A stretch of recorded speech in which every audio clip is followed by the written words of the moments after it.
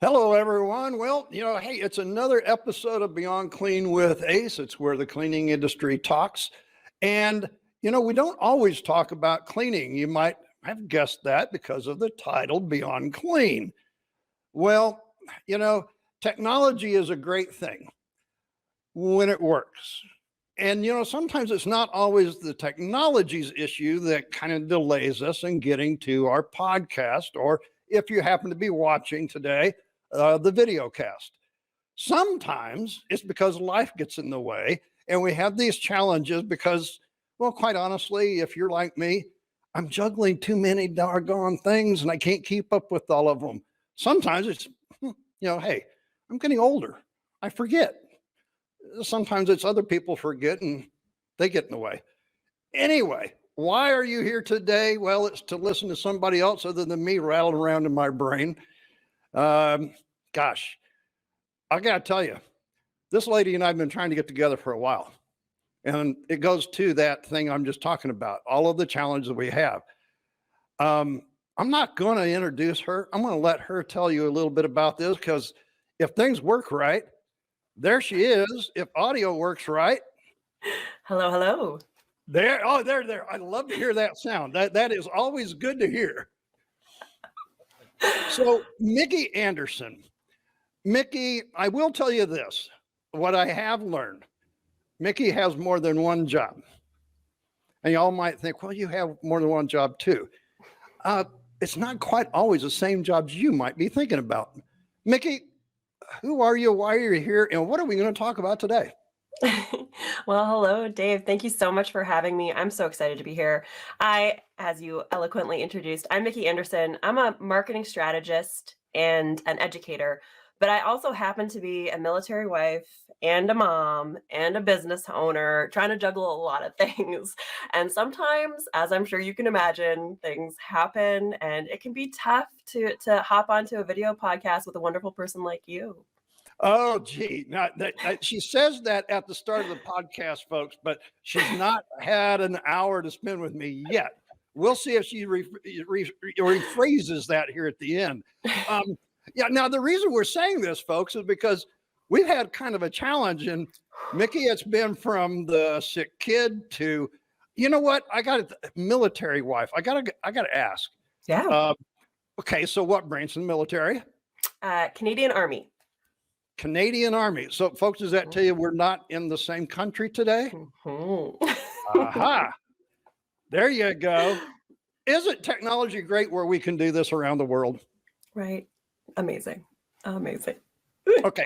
So Mhm. let's see, this time of the year, it's not snowing in Canada. No, at least not here. In some places it is, but not where I am. I'm in Ottawa, the capital of Canada, and it's actually quite beautiful out today. Aha. See, okay, good. Canadian military, that's a kind of a new one for me. I don't think I've had somebody on. How long? How many years? Oh my goodness. So he joined when he was 18. So I want to say too many. I'm thinking then that we're not at the entry level with the military then? No, no, he is he's worked his way up.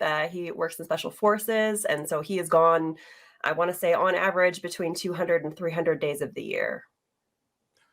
Now you understand why she's a business owner too, because she has Mhm. all kinds of, I was going to say all kinds of time, Mickey, but that might not be true. I mean, with a 4-year-old at home, not so much. We'll see, the 4-year-old is what gave us our challenge here a couple of times when we had this scheduled. Oh man, So, yeah. folks, we finally have made it. We're not here to talk about family, but I mean, this is important though. Family is important, and we're not always just what you see out here. There's that story behind, and this is what I like about Beyond Clean.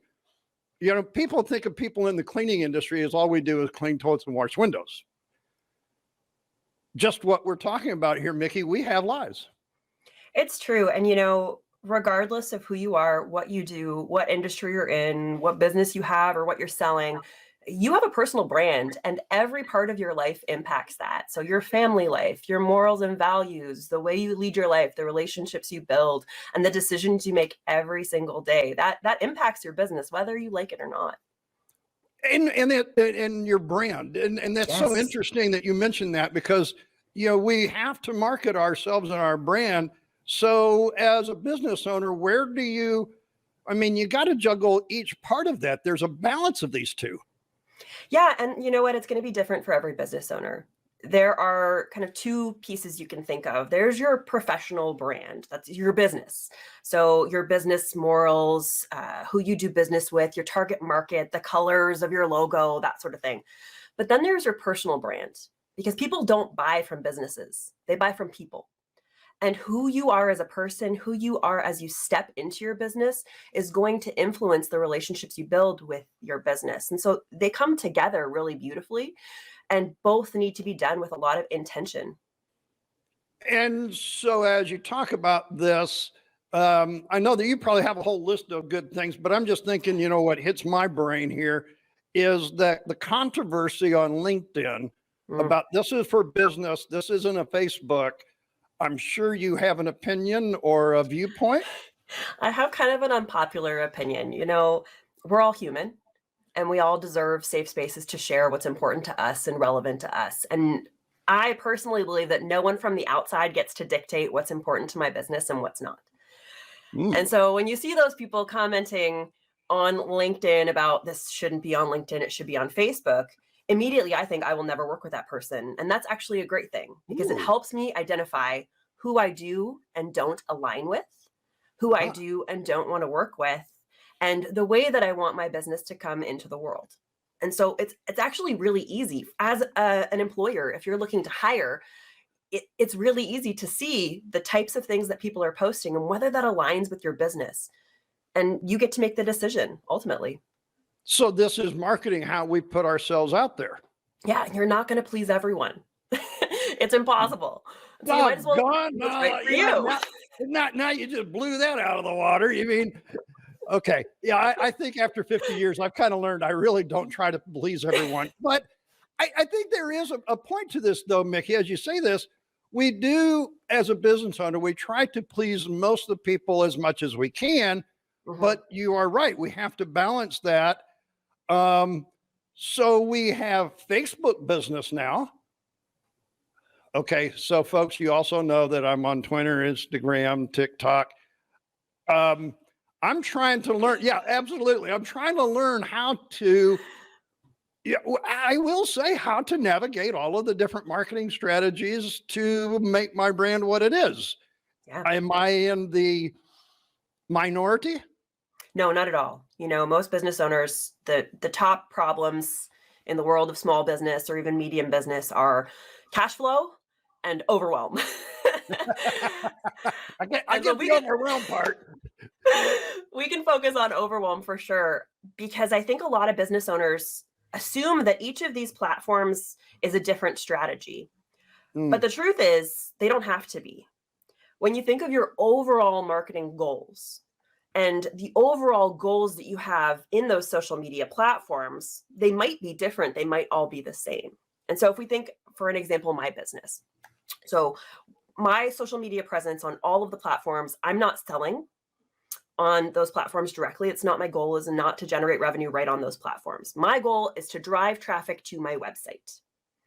And I okay. do that by getting engagement and providing value in advance. And so long as I am providing great value most of the time on those platforms, and I'm seeing that I'm moving traffic to my website, things are moving in the right direction. When I start to try and drive sales right on the platforms, that's when I start to see challenges, because I ultimately sell in consultations and in person. And so I know the reason and the point of my social media presence. And so rather than trying to be everything to everyone and have a perfect platform and a perfect account on every place, I don't have to worry so much about that as long as I'm just providing value to my ideal customers. Now, that may not be everybody's strategy, is what you're saying. Correct. Yes. And I think the real, if I can give you like one really great piece of advice today, reverse engineer your customer's journey. So the step-by-step process your ideal customer takes from becoming aware that you exist all the way to becoming a customer. Reverse engineer that process. So from the point of sale, what was the thing that made them buy? How did you get them to the place where they knew they wanted to buy? How did they find out about you and engage with your business? And if you can go back and backtrack each of those steps, you're going to understand exactly what your customer needs to move forward. So instead of starting with, let me get lots of leads and traffic and then figure out how I'm going to move them through, reverse engineer the process and it will become really clear what you need to do where. But in the cleaning industry, people don't like to even talk. I can't even get them on a podcast. I say podcast. They go, oh, no, video. Oh, no, you're not going to get me on video. I put out a newsletter and they just don't give you feedback. So how do you get the information to do the reverse engineering? Well, it depends on your client. And if for you, for example, if your goal is to get people onto the podcast, and you want to get people who enjoy being on a podcast, not people who don't enjoy being on a podcast, there needs to be a way to filter that out and figure out, okay, who's engaging with the stuff related to the podcast? Who is interested in being on camera? How can I investigate those people? Reach out, and it doesn't necessarily mean they're coming to you. It means you might need to do some research in your industry and look for those people who are putting themselves out there and getting on camera. And so it's not always trying to attract everyone. You might need to go out and do the research as well. And that's exactly what we're doing because, you have to reach out in this business. And that's not true with every business, but I think whenever you look at every industry, we all have our little different quirks and things. You probably deal with a lot of interesting quirks. Oh, that puts it really nicely. Yes. Yes. Oh. That's great. At least I made Mickey laugh on this, so, hey, we're going to enjoy ourselves. Yes, absolutely. But a fear of being on video and a fear of showing up isn't just in the cleaning industry. It's all over the place. Small business owners everywhere are really afraid of stepping up and showing who they are. And it's for a lot of different reasons. I mean, not necessarily understanding technology, not understanding marketing, not feeling confident, not being a great public speaker. All of those things can layer on. But what you'll find is, again, people buy from people. Mm-hmm. And so how can you make those connections with people? If showing up online isn't your thing, there's got to be another way. You have to be able to play and test and try different ways to build those relationships and for people to get to know, like, and trust you, even if it's not online. But how do people know if they're not good at it and if they never try? I mean, I saw something that I was looking at and the guy said, you'll never know where the edge is unless you fall off. Ooh, I like that. That's good. And I'm like, and whoa. true. Yeah. And I'm the one that's always pushing the boundary, always pushing out there. And I never really thought of it, but yes, I fall over the edge. Oh, and we all do. I mean, when you fall over the edge, there could be something there to catch you, and you may find an elevator that'll take you to a height that if you would have never made that step. And I think this is what the online social media marketing that most businesses are challenged with today has a lot to offer if they'll just step there. It's so true. And I think there are safe ways to try and fail because we all fail. I think we all assume that the people who are good at it were always good at it. And that's not true. Yeah. We were talking about that this morning, Mickey. I said, I was looking back, we've been doing this for 6 years now, and I look back and I go, oh my gosh, I actually said that on camera. Oh my Lord. Oh, man. It's true. Look at your favorite YouTube channels or your favorite podcasts and go back to their very first few videos and you will be shocked at the quality that went out. And so we all start somewhere. There are incredible ways to just even start where you don't have to put yourself necessarily online into the public. Sending video messages to potential clients is a great way to start practicing and building those relationships. Instead of posting it online, you can send it by email, but they get to see your face and hear your voice, and you get to practice talking to potential clients. Yeah, I saw that. I work with Mannington Mills, one of the big people that make the flooring. And he said they have started actually in all of their emails, they send a video message in the email. I haven't started doing that yet, but was something I hadn't even thought of. It's incredibly powerful. People don't get them often, at least right now. I'm sure the popularity will increase over time, but people don't get video messages often. And so it piques curiosity. You feel special and they get to see and hear your voice as you're speaking. And so it does build up more of those wonderful hormones and, energy that you get when you're talking to someone in person versus just seeing a typed message. That brings to mind, I'm a baby boomer. Hey, I just don't have the gray hair, so you can't tell, right? Uh, but, I think about it. In my day, we actually signed a card and sent somebody a card, Yeah. and they got a personal thank you afterwards. I've done that a few times, and of course, you don't get a response, and you don't do it for getting a response. I don't mean it that way, folks, but you wonder if people still value that. I think you're right. Things that people don't do much, and email is almost like, do I really have to look at another email? I get hundreds of emails every day. I don't want another email, right? And most people don't. We're inundated with notifications. And so I like to say, try to surprise and delight the people that you're interacting with in ways that will, kind of take their guard down and make them feel like a real person values them. And that can be through writing a letter or sending a card. And those things are remembered. They're Mhm. tangible moments in a person's life that they keep with them. And I was talking with some folks yesterday that were new to podcasting and working with the state of Missouri. And we were talking, and they were like, well, how to do podcasts and all this. And I go, folks, you got to remember, this is the modern day radio show that never goes away. Mhm. It's always there. So because somebody doesn't listen to your whole 50 minutes of your podcast isn't the big issue. If they like the content, they'll come back and watch more parts of it if they can't watch the whole thing. And then one Mhm. of them goes, well, I've got a 50-minute drive. I go, well, now you can listen to a 50-minute podcast then. Exactly. We're in this time of instant gratification, but we forget that with marketing and our marketing assets, so your podcast, your emails, your website, your blog posts, your social media platforms, these aren't things that are just in the moment gratification. They live there, they're a house. And so for my business, for example, I'm not necessarily trying to get a whole bunch of people and go viral on my social media platforms. I'm just creating a home where people can come and learn more about me at their own pace. We call it binge worthy. So they can come Binge and just worthy. Huh. binge through as much content as they want to get to know Okay. me and feel great and learn more about me so that they can move down that customer journey and become more likely to buy. That's it. So you're building like a database Yeah, of yeah, all of the and, things and you know. yeah, and as you say that, that's interesting because like on YouTube, I think I'm topping probably 300 different videos out there now. And it's pretty hard for someone of our network to come up with something that I don't have a video on that I haven't made.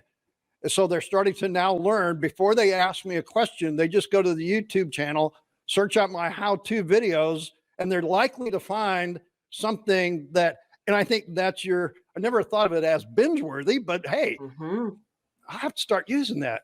Hey, folks, that's why you're on a podcast, listening to something, get a couple of tips. I'm Um, here to help. I'm here to yeah. help. Okay, so now that we've talked through all of this, Mickey, what is it that you do? Suppose we ought to actually tell people that. Yeah, so I help small and micro businesses, so startups, typically within the first 5 years. I help them understand their customer journey, build their marketing strategy, and start to execute. And as they bring in team members to help take on tasks within their marketing, I help them train and prepare them and set them up for success as well. So some of what we're talking about is exactly what you do all the time. It is my day job. Well, I kind of figured it might be, but then, um, so I'm kind of curious as you work through this, Mickey. Yeah. How much of their time really should be spent? And I think this is what people ask me because we're dealing with small businesses here at the academy that always come and take classes on, how to do the things professionally. And they get a lot of new business owners that come in. And so we're trying to put together something that will help them get their businesses started. Yeah. And that's why I was interested in talking with you. I'm now to the point where I understand what I do. I mean, I got my classes and I got all that down, but it's the social media stuff that I'm challenged with. How Mhm. much of their time should be spent on that versus, well, I guess running their doggone business? You know, I typically break it down to about an hour a day spent on growth marketing.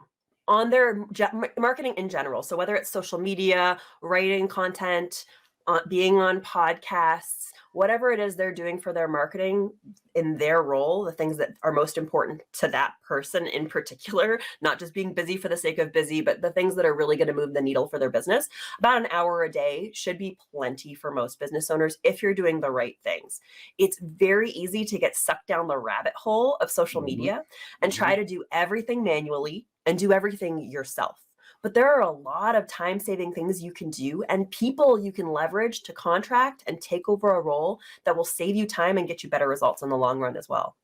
Okay, so give up some of those. Okay, you said several things. All right, come on, Mickey, give it up a little bit. So as you're going through your marketing tasks, whatever it is you're doing. So if we're sticking with social media as the topic, we can stick with that. Think about the things that take you the most time and that you're the most mediocre or incompetent at. For me, it's creating the graphics. I'm a great writer. I was a conversion copywriter for many, many years, but creating graphics is not my thing. I'm not creatively designed in that way.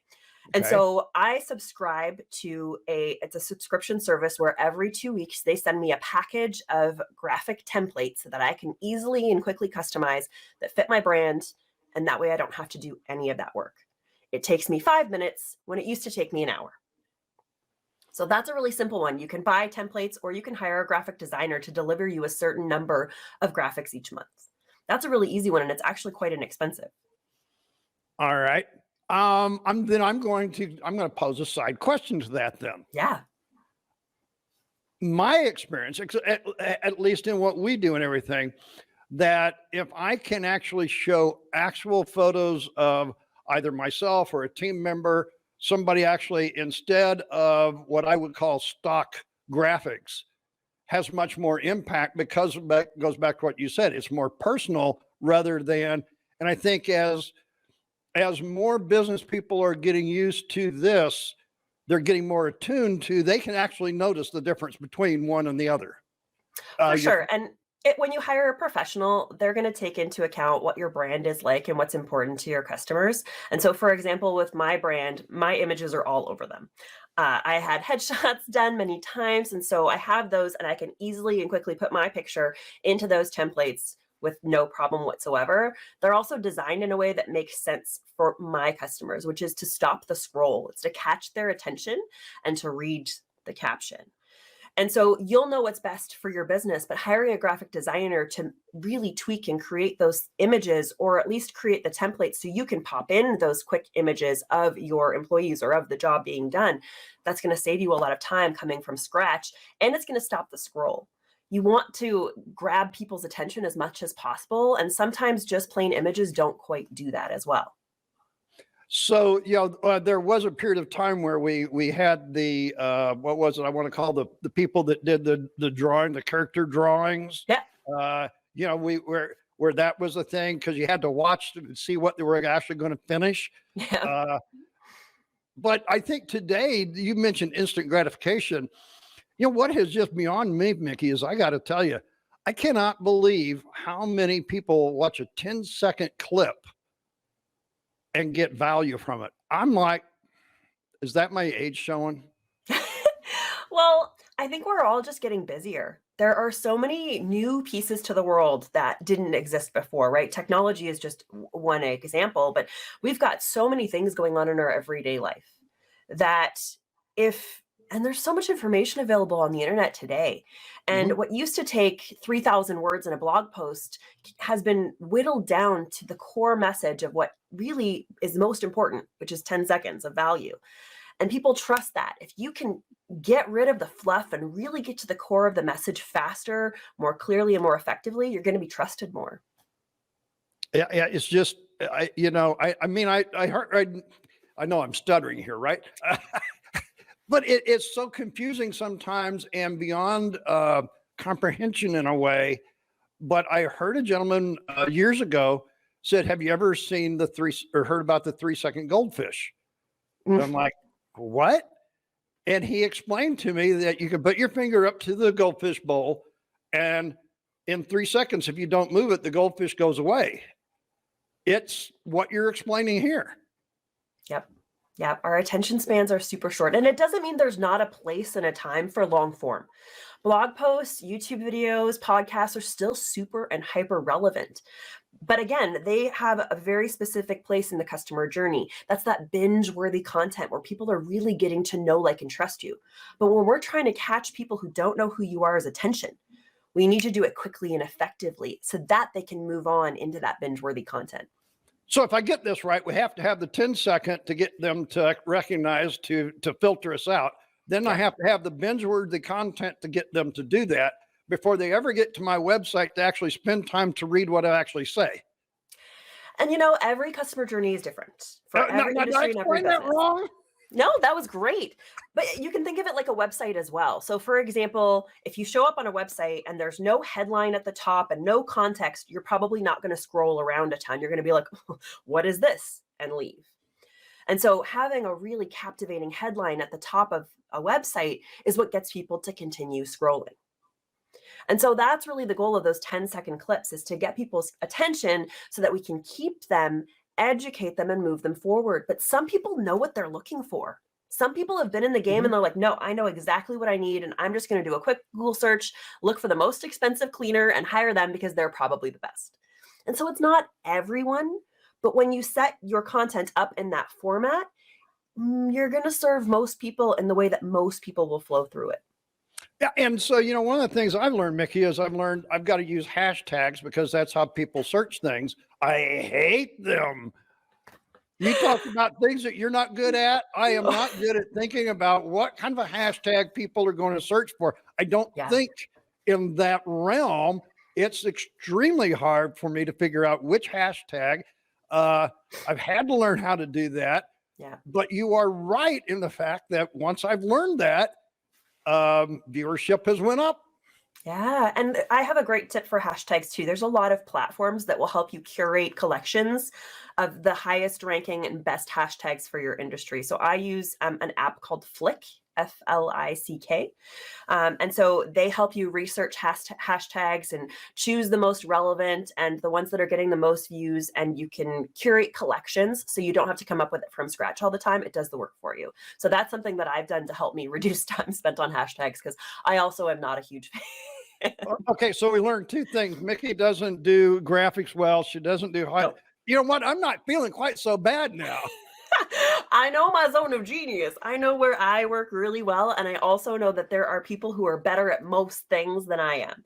And so I'm not afraid to curate a great team of people and resources that are just going to help me do a better job. So today, if you don't have a website, you're not a viable business. It's funny. I met with a business just earlier this week that doesn't have a website and is breaking in consistent cash and doing a phenomenal job of growing without it. And so I don't know that you're not a viable business. I think it's really hard to scale your business and continue consistent growth without a website. I think it's a great place to show your authority and show that you are a real business and you take your business serious, and to extend your reach. But when you're first getting started, if you're stuck and you can't afford a website, don't stop. Keep going. And then when you can, get a website. If you're not on LinkedIn, you're not a business? Again, I disagree. I think depending on your industry, B2B, or if you have B2B elements of your business, yes, LinkedIn is a great viable place to be. Is it a necessity? Absolutely not. Again, there are many, many thriving businesses that aren't on LinkedIn. They know their customers, where their customers are engaging, where their customers are finding them, and they go there. Being everywhere isn't as important as being where your ideal customers are. So if you don't try everywhere, how do you know? You ask your customers, right? Well, You can there. fast track a lot if you investigate your customers, do customer research. You can look at other businesses in your industry or people who've done it in different industries and choose and test for sure. But I'm from the mindset of choose one primary platform that you're most likely to succeed in, optimize it, go all in on it. And then when you've got that down, then you can start to extend. But most small businesses are so overwhelmed that more platforms means a lot of mediocre and nothing is done super well. And my humble opinion is do it incredibly well, and then you can expand afterwards. So being that, this podcast is for the cleaning industry, I'm not only talking about the people that actually contract clean. We also have a lot of people that are in-house providers that, Yeah. they hire their own staff. They do. They listen to this and go, well, this isn't for me because I'm not running a business. And I tell them, You are. think about this. You have a bigger budget than almost all of the cleaning operations that are out there struggling to make a living. You actually have more of a business than they do. You just don't think of it right. How do they market? I mean, they don't think they need marketing. Well, I think marketing doesn't necessarily mean social media. I think marketing is all of the communications that you're putting out that lead to the point of sale. And then when you get to the point of sale, that's sales. But anything before that, where you're building relationships and communicating what you do and how you serve to other people, that's marketing, whether you like it or not. And so referrals is a part of marketing. Conversations and networking, a part of marketing. How you present yourself to prospective clients is a part of marketing. And so whether you like it, you are marketing. Whether you decide to go in and invest time and energy into it is a whole other conversation. Watch a 4 or 5-year-old child. They are very good at marketing. Oh, my 4-year-old can market better than anyone, let me tell you. I knew that was going to hit a string. She knows. She knows, yeah. But it is true, but they don't have at that age, they don't have the filters that you and I have to deal with today. They don't struggle with all the other thoughts about what are people going to think and how they're going to take it. In some ways, we need to take some lessons from them. It's true. I think a lot of our fears aren't real or valid. Kids don't have the same fear because they haven't experienced the things that we have. And sometimes I think a lot of us assume we know everything or assume we know a lot. And it closes off our mind from being creative and trying new things, being open-minded. But when you come to things as a beginner, open to learn new things, ready to fail and try and test, you're going to find you come up with better ideas, you think outside of the box, and you're more willing to test and lean into things and learn from them, even if you fail. Yeah, and I think that goes back to what we started with the podcast this morning, Mickey, is like the guy said, if you don't go over to the edge and actually step off the edge, you won't know. And you're dealing, as you said, from 1 to 5 year businesses. That's where they either succeed or fail. And my gut's telling me it's because they never step over that edge. It's true. They either think they know everything and aren't willing to try, or they are much more content being busy instead of being profitable. Instead of letting go of the things that they feel they need to control, that they really don't need to control, and doing the things that they are uniquely and really need to do in their business to succeed, and let other people take on other things. You have worked with a number of different, and they're not all just Canada based because we have it this way. How much of your media presence working this way? I know with COVID, everybody has changed. I was trying to do this before COVID, but couldn't get people to, they couldn't recognize it. They just was like, no, that's something that we don't, we need to face-to-face and everything. And now people are like, oh, you guys, and I'm like, yeah, you finally caught up. That's because I stepped over the edge and got familiar with it before it was needed. I always talk, we have some special words that we work with here at the podcast, and one of those is progressive. I think there is a point where new businesses are struggling with the day-to-day so much that they can't be progressive in their future. Yeah. I mean, this is a part of marketing just as well.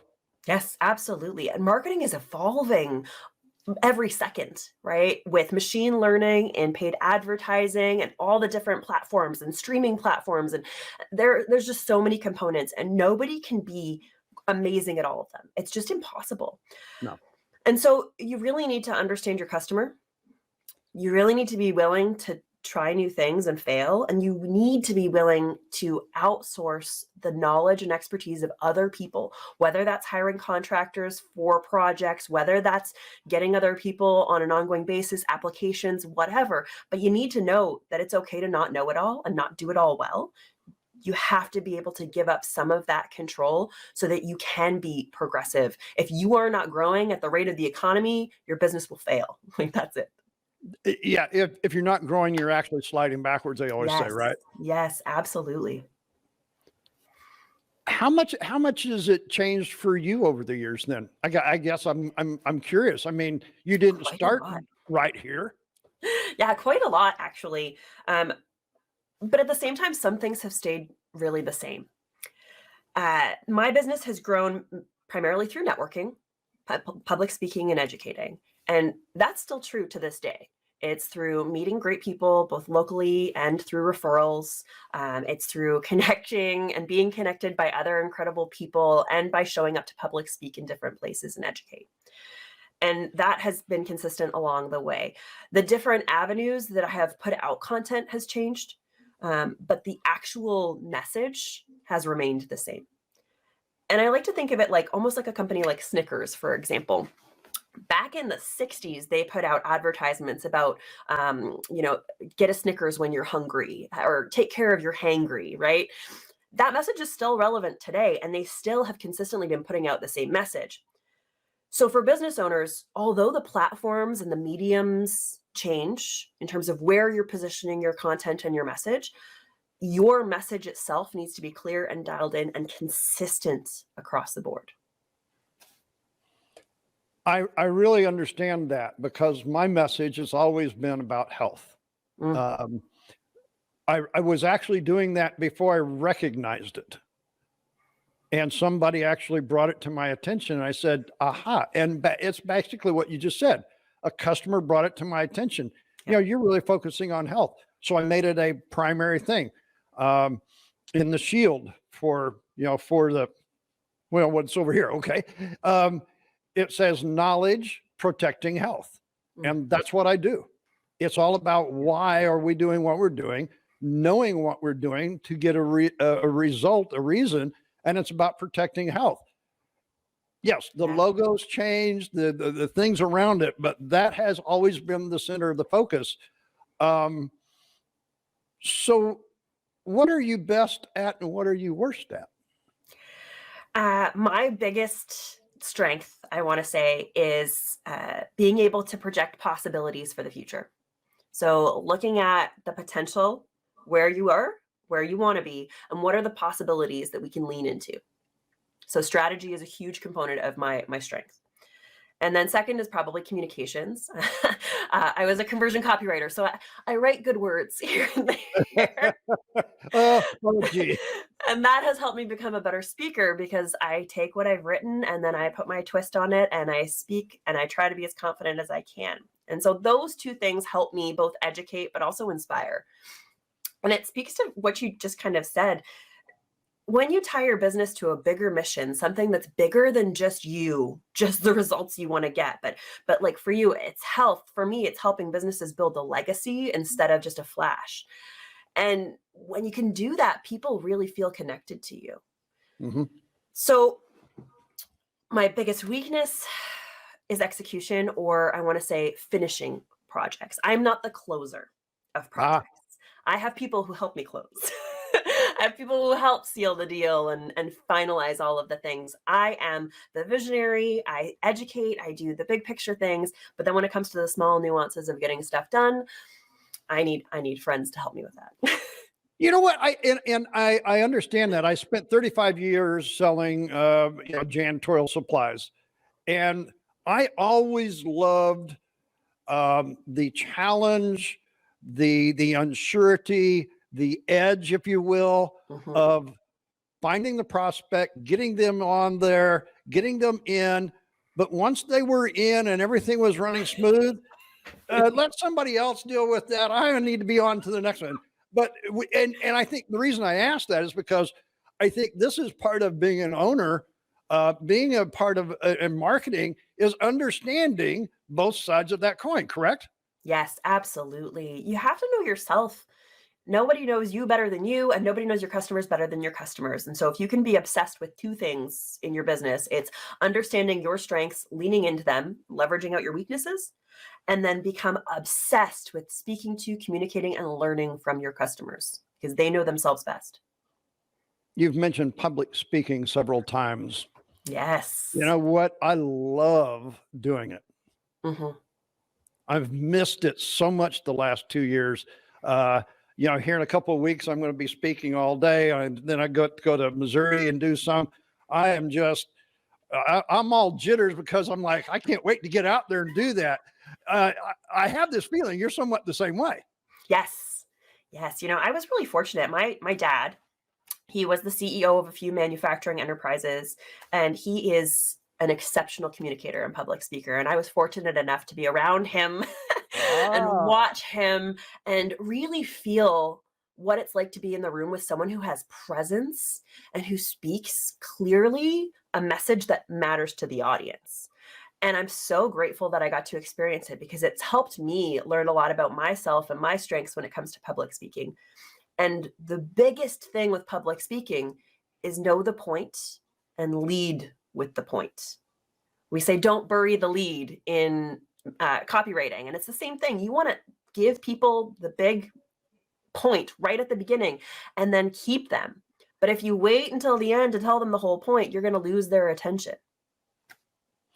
yes, they have to know why they're sitting there for the 45 minutes or whatever it is to respect and enjoy the journey, or Yeah, the why is this journey isn't relevant? worth. Yeah. Yeah, I totally get it. I had one experience the year before COVID shut us down, and I had always struggled with how do I get there, and I finally hit the right. But it was like you said, I was searching for the hook. I was searching for the little thing that made the difference. And a professor at a university that I'd seen, I clued in on something he did. I talked with him, and he said, Dave, you need to try this. It took me a year before I could make it work into my program and be part of my brand, like you said. Hmm. But when I did, that changed the dynamics for me. And you are right. There was 300 people, and it was like the next word you spoke, the next thing you did. And it was a 45-minute journey that I'll never forget. Yeah, when you finally learn that really public speaking isn't all that complicated. It's No. actually really simple. And when you can get rid of all the fluff and get rid of all the excess and get to the core of what's most important to the people in front of you and communicate that really well, you're going to do incredible things on stage and for your audience. Yeah, and once you hit that, it's easy to replicate that because now Yes. you've got that aha. But getting to that point, Mm. holy, It takes time and practice. And, there are public speaking specialists out there. I've written, goodness, way too many keynotes as a copywriter back in the day. But really the best way to do it is to practice and practice on people who don't really care so much, because you'll know right away when they lose attention. When they stop caring, it will hit you and you'll know, okay, this is the point that I need to improve in my speaking. Right. And that's that so can true. it takes some practice, it takes some courage to get up in front of, especially if you care about these people. But if you can get in front of people who don't necessarily know what you're going to talk about and capture their attention, you're on the right track. Oh yeah, it is a journey, and I agree with you in that. But folks, I got to tell you, if you're listening to this podcast or watching us on the video cast, it is well worth the journey, the effort. And then, as we started this morning and talking, it becomes part of your brand. Mm, absolutely. The better, Yeah, I mean, the better you are as a communicator in general, the better your business will be. That's it. yeah. We started a Rockstar Custodian program about 4 years ago. Out of a guy's book. Here again, took something somebody else had, talked with them. We created something, and first few tries of it was like, whew, boy, man, I don't know if I spent a year just trying to please myself. It worked, but it wasn't quite dynamic. And then over the years, and now I go to conference and go, oh, you're the rock star guy. It's become the brand now.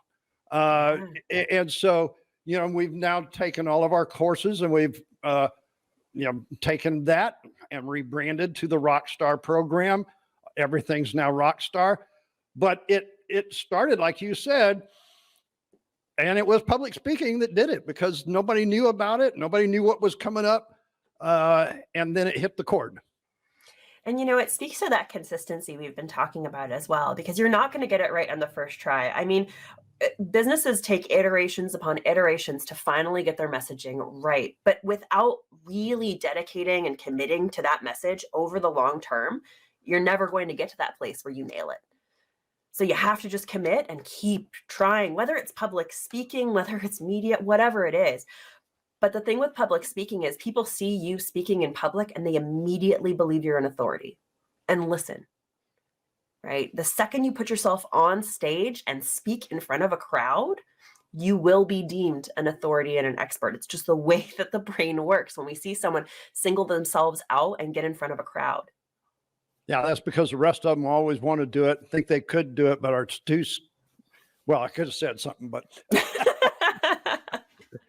yeah, but it is scary. There is no doubt, but that is part of being an entrepreneur. It's being scared and doing it anyway. Yeah. Be scared, do it anyway. That's it. Get up on stage, stutter, try, practice. That's it. I can tell you the first couple times I spoke in public, I was physically shaking and I had to hold things in my hands and hold on to the podium and like all of the things they tell you not to do. I was trying to stop the shaking. But the second I got off stage, spoke to some people and then tried again, it became less and less and less until now I don't shake. I'm just like high-fiving and having fun. You don't need the podium and you don't need anything in your hands anymore. That's it. It just takes practice. It's like mastering any skill. You're not going to be perfect at it immediately. Stop looking on Instagram at all the people who are amazing and comparing yourself to them. Know that it takes practice, and the only way to get better is to commit to the mastery. Yeah, I was talking on a broadcast that we did here recently, and I was mentioning this 10-second thing, and overnight there was 20,000 views of a 10-second clip that I put out, and I was so happy about it. And the other guy said, "You're not even on the radar yet. When you get to 20 million, then you're on the radar." And I'm like, now wait a minute. That like taking a swift kick of the teeth, put me under the bus, but you got to get the 20,000 before you get the 20 million. And, we'll get there eventually sometime, but it is taking that thing that I wasn't good at. And now I'm embracing it because it's that next challenge to the edge of where I need to be. Yeah. I think comparing yourself to other people who have no context around who you are, what you do, what your business is doing is the wrong thing to do. And that's why tracking your metrics with your marketing is really important too, right? Because you'll be able to see the benchmarks and the next steps and set your targets. Instead of trying to get the 20 million before you've got the 20,000, you'll know, okay, I need 20,000, I need 30,000, I need 40,000. And every time you're going to see growth and progress. Yeah. And so I think, folks, if you're listening to this or watching the video cast, I think what Mickey and I are talking about is keep plugging away. There isn't a golden goose egg in this marketing thing. It is so varied. It has so many. What's the next thing for 22? I think in terms of marketing specifically, I think with this kind of transition back into the office, a lot of people are going back to the office or getting back into in-person. I think public speaking is going to be huge. Events, in-person gatherings, anytime you can get in front of a real human, shake their hand if they'll let you, that is going to be transformative because people are lacking that and missing that. And so as much as paid ads and TikTok and all of these things are huge right now, we all at our core are humans who need human connection. And the biggest way to get that oxytocin, to get those great feelings is to be around great people. So put yourself in positions where you can meet people in person, go to events, show up in person, and try to build your business that way. I think is going to be the biggest thing for 2022, 2023. I think you're right, Mickey. I think the personal touch is definitely going to be out there. There's a couple of questions I always ask people, and travel seems to be the highest number one thing that people are waiting to be able to do. Some of it's because, they have no funds at this point because of employment and everything. Some is because of the scared of being amongst people again and everything. We'll get through all of those things. I think 23 will be an interesting year when it comes to what you and I are talking about.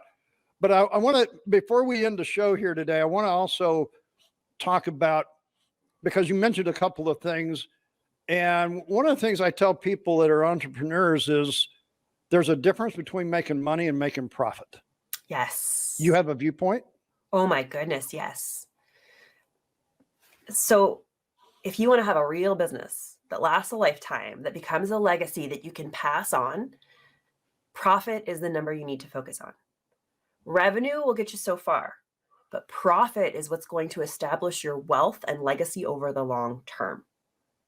And so if you can continually push the needle and increase profits, you're going to see a longer sustained growth in your business. That's it. It's that simple. You know, I tell people to keep the lights on and pay the bills is just making money. Mm-hmm. Going to Argentina and Chile is making profit. Man, booked and busy versus being able to go and live the life that you most desire, right? I personally don't want to be chained to my desk working all day, just paying the bills. I want to travel and take vacation and enjoy the hard work that I've put into my business. But I also want it to sustain me and keep me passionate. And the only way to do that is to make sure that I'm increasing profit and working on the things that are most important for me and not just being busy for the sake of being busy. So we've talked a whole lot about all kinds of things, and I didn't know that we were going to talk about marketing for the most part, but I guess that's what we did. We'll have to have you back on to talk about other things, because I know it's not the only thing you do, Mickey. I'm always available for you. Hey, you know what? You know, this is the thing is I have one gentleman that comes on every month. We have a standard monthly thing with him. I'm always looking for somebody to come on a monthly regular schedule. If you want to do that, hey, got me. That's here. it. Where do I sign the dotted line? Now, folks, as soon as I said that, then I thought, oh my gosh, Mickey and her schedule. Oh no, that might not work. We'll figure it out. We'll figure it out for sure. What would be, I mean, you know, I noticed on your website, and folks here, hang on just a minute. If you're watching, let me see if I can make this happen. You know, I got this big board in front of me. It has all these buttons, and it's like, okay. So this is Mickey's website, and it says book a free 15-minute call. And I looked at this and I thought, okay, so Mickey likes these short little things again. You know, she's in that, but it goes to what you're talking about. Rather than a whole lot of stuff right here at the top, you have a personal message. Talk to me for 15 minutes. That's it. You know, if you want people to take action on your website, you need to tell them what it is clearly and tell them right away. And so for me, most of the people who show up to my website have been engaging with my business, my brand, and myself for a period of time. And if they're coming to my website, it's typically to do something. It's either to book a 15-minute call or to join one of my programs. And so I want to make it as easy as possible. And so every time anyone comes back to my website, they see that button and they're going to think, you know what? I should book a 15-minute call. Okay, so now underneath this, folks, if you're watching the video cast, you can see I love this one with all of the Post-it notes all over and even stuck on her face, you know. Now I thought when I first saw this and I didn't know you, I thought, what is Mickey doing with a stick-it note on her face? And then I'm like, that's not Mickey, but it goes back to what you were saying. Yeah. Yeah. So most of my ideal customers, man, they are busy and have too much stuff on their plate. Yeah. And I thought, you know, this is it. I did show my wife and she goes, pour her a glass of red. She said, but she didn't say wine. I don't have to. My wife knew exactly what you were talking about. Exactly. And most of the people who show up to my website have seen me on different platforms or engaged with me. They know I like a glass of red. So then I had to scroll on down. I said, now we've got Mickey with her glass of red. There you go. And you'll see like my brand is humorous. It's kind of cheeky. It's a little tongue in cheek. You know, I have a lot of fun. I am not a stark and super professional brand. I am a real person and I bring humor and laughter to everything I do. And so my website reflects that a lot. The people who like to work with me like to engage with a fun and entertaining environment. And I thought this was interesting as we were talking about the marketing earlier and the stock photos and stuff. And I because I wanted to show everybody what you do is you blend the two together. Yeah. You use the 15-minute, you use the stock photos, you use the character, you use the personality of you with your glass of red. Now I'm just going to go here. Yeah.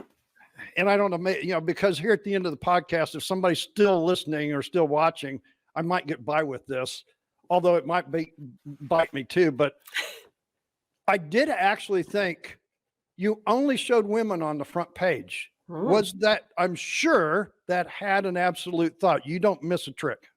Yeah, it's true. I want to say most of my clients who are signing up through my website are women. They're female entrepreneurs and startups. I do have male clients, absolutely, but most of those relationships are built through networking behind the scenes. They don't typically go through my website, they go through my LinkedIn. And so I know my customers and where they are, who they are, where they're engaging, and what they need to hear. And so I know that my website, if I track the users, the majority of them are women. You know, and I think this goes back to what you said earlier, Mickey, and I just kind of wanted to show this and bring this up to our audiences because you don't only counsel people and talk with people. This is exactly how you build it. This is the thought process that goes into this. I'm going to go out on a limb. I'm going to go out to that edge and step over here a minute. When you do your public speaking, it's probably geared to women. Yes. Yes, absolutely. And I public speak in small and large events, but they're mostly women's entrepreneurship groups locally and abroad. Whether it's I've spoken at real estate investors groups and whatnot, but mostly it's females. It's just kind of my personality when I am engaging with men and building relationships with men to grow my business or to take on projects and whatnot. Typically, like it's just a different experience. They're not going to the same events and needing the same things as my females. And I think, folks, if you're listening to this, please go to her website. I thought it was interesting. It says, hey, MickeyAnderson.com. You know, I love Like the that. song. Hey. Yeah, I mean, when I saw that, I'm like, I got to reach out to this lady. And we actually came together through Podmatch, a service that we both are involved in, brings us together. And this goes back to what you said before. We use all kinds of different avenues to reach out, to communicate, to connect. But who knows? Maybe you might hear from Mickey again. I'm not sure, but we'll maybe see if we can get a schedule together. We'll try and make it happen. I have a few days that are always pretty set, but my daughter starts school in 2 weeks. Her first kindergarten, we're just getting started. And of course, my husband's work is crazy right now, right? It always happens. So my schedule is a little bit crazy for the next 2 weeks, but then things start to settle down. Well, don't worry about it because I'm going to be traveling and stuff, and so my month of September is pretty full. So we're both busy. Knows, we got this. Maybe in October we'll find a way to get back together, talk more marketing here. For sure. Mickey, what would be the main thing that you would like to close out the podcast with? I think if you do one thing after listening or watching to this, it's become obsessed with your customers, with your ideal customers. Who do you most want to work with? And become obsessed with learning and understanding who they are, what they need, where they're engaging, who they're fans of, what they're following, where they're going. And the more you can understand them, the problems they're experiencing, their day-to-day lives, the better you can solve problems for them and align your business to help support them on the long term. It's not a one-time thing. You want to build long-lasting relationships with these people. So become obsessed with who your ideal customers are. And that's reaching out to past clients, present clients, and prospects and not being afraid to ask a lot of questions.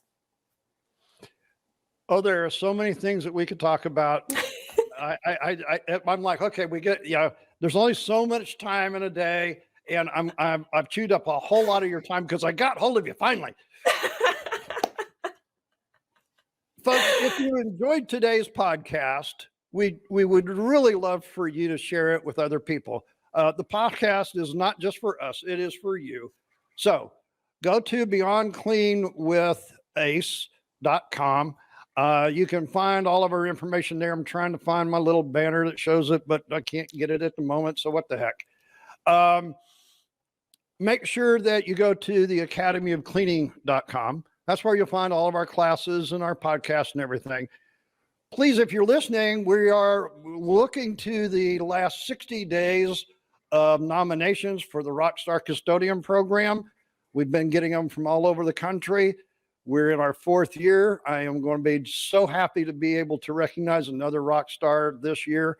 It's been a great program. So please go to rockstarsofcleaning.com and nominate your rock star today if you're listening.